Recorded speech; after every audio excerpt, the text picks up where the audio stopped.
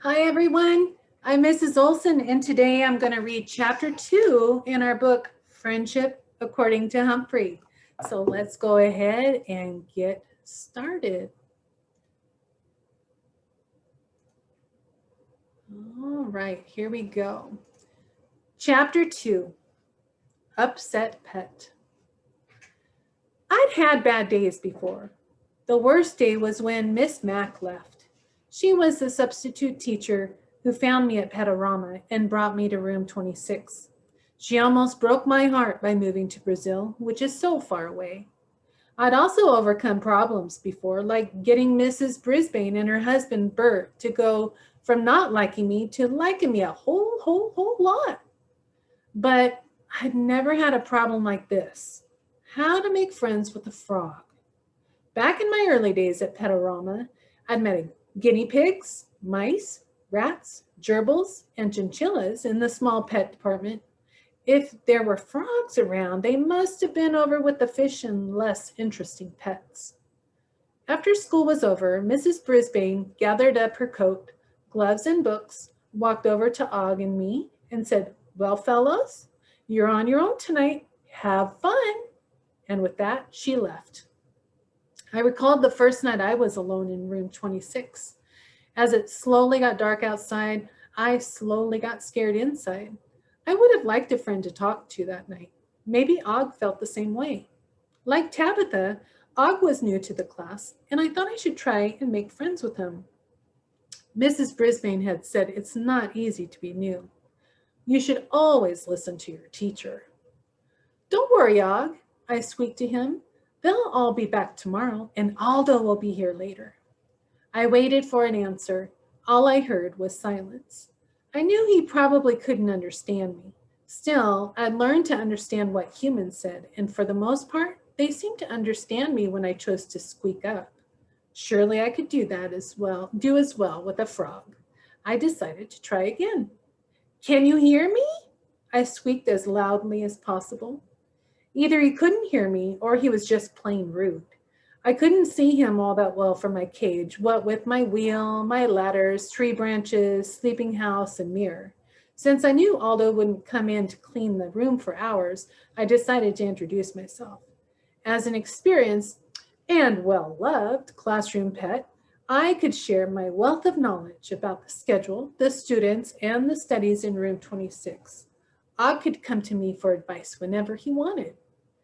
After all, you can learn a lot by taking care of another species, as Miss Mack told him. Surely that included frogs. I easily opened the door to my cage. It has a lock that doesn't lock. However, I'm the only one who knows about it. To humans, it looks like it's tightly latched, but trust me, it's not. "I'm coming over, Og," I announced. Again, there was no response. I scampered over to meet my new roommate anyway. The glass tank had a big dish of water on one side and pebbles and plants on the other. There was a screen over the top. Sitting under a large green plant was a large green lump. I tiptoed over close to the glass and peered in.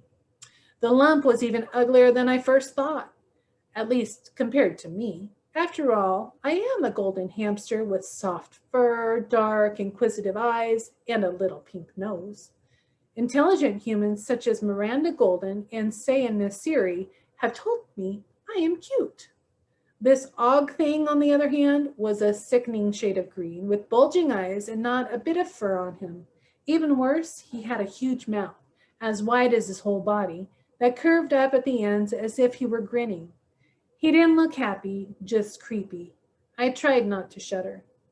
"Allow me to introduce myself. I'm your neighbor, Humphrey." I squeaked as politely as possible. No answer. Maybe he couldn't hear me. After all, he didn't have cute round ears like me. He didn't seem to have ears at all. But at least he could see I was acting in a friendly manner. "Og?" Stepping closer, I squeaked a bit louder this time. "Even though we don't know each other, I'm happy to extend the paw of friendship." Then, with no warning at all, Og lunged right at me and let out a very loud boing. I must have leaped a foot backward. Og couldn't get through the glass, but goodness, it startled me. I was only trying to be friendly, I told him, backing up toward my cage. Boing! He sounded like a broken guitar string. I sneaked a peek at him. Was that grin a leer or a sneer? My heart was still pounding as I darted back into my cage and slammed the door behind me. Some friend Og was, scaring me like that. I tried to put myself in his shoes, like Mrs. Brisbane said, but he didn't wear any. Well, neither did I, for that matter. I grabbed a tiny notebook and pencil from behind my mirror. Miss Mack gave them to me. No one in room 26 knew about them. No one knew I could read and write. Writing helps me sort out my thoughts. And I had a lot of thoughts rolling around my brain that night. Not all of them nice. I scribbled away for several hours and Og was pretty quiet, except for some annoying splashing. Goodness, I can manage to groom myself and get a drink of water without making that much noise. Suddenly, the room filled with blazing lights, and I heard a familiar clank, clank, clank. It was the Longfellow School custodian, Aldo Amato. Be of good cheer, 'cause Aldo's here, a voice announced. Aldo, my friend, I squeaked as I jumped on my wheel and began spinning happily. Aldo parked his cleaning cart near the door and clumped over to my cage. Happy New Year, Humphrey. You're looking handsome and healthy, he told me. Aldo is a true friend. And you the same, I squeaked back. Who's your buddy? Aldo glanced at Og. Hey, I know you. The frog from down the hall. What are you doing here? You don't want to know, I squeaked. Aldo turned back to me. Calm down, pal. I brought you something. He reached into his pocket and unwrapped the most beautiful tiny tomato I've ever seen. I could have cried. Thanks, Aldo, I squeaked as I tucked the treat in my cheek pouch. You're welcome, Humphrey. Aldo looked over at Og again. Sorry, I don't know what frogs eat. You don't want to know that either, I assured him. Aldo grabbed a paper bag and pulled a chair up close to me. May I join you for dinner? He asked. He didn't need to ask. We'd shared many happy evenings while he took his dinner break. I took a deep breath. Aldo gave off a pleasant smell of chalk dust and pine spray. He smelled the way I imagined a forest smells. Somewhere way, way, way back in time, wild hamsters must have lived in forests, down in sweet, earthy piles of rotting leaves and fallen pine cones. Yep, Aldo smells like home. Mind if we have a little talk? He asked. Of course I didn't. I'd been trying to get old Lumpy to talk all evening. I got something to tell you, Humph. Remember how I gave my girlfriend Maria an engagement ring for Christmas? Well, I've got bigger news. On New Year's Day, she and I ran off and got married. He held up his left hand. A gold band glittered on one finger. I hope you'll be happy, happy, happy, I squeaked with delight. Thanks, pal. I know I told you that you'd be at my wedding, but we decided to get hitched quietly. You understand? He asked. Naturally, I squeaked, yes. After all, I'd helped them get together in the first place. And when I met Maria, she was as nice as Aldo. Yep, I'm an old married man now, real happy. But I've started thinking, Humphrey, I like this job, but it doesn't pay a whole lot. Aldo paused to chew a bite of his sandwich. I'd like to have kids in a house and maybe raise a couple of hamsters of my own. Fine with me, as long as he didn't raise any frogs. I sure would love to have my evenings free to spend with my family. Pal, I've got to find a way to get a better job, Aldo continued. You can do it, I squeaked. Aldo was quieter than usual as he finished his dinner. I spun on my wheel to entertain him, but he was lost in thought. Finally, he folded up his bag.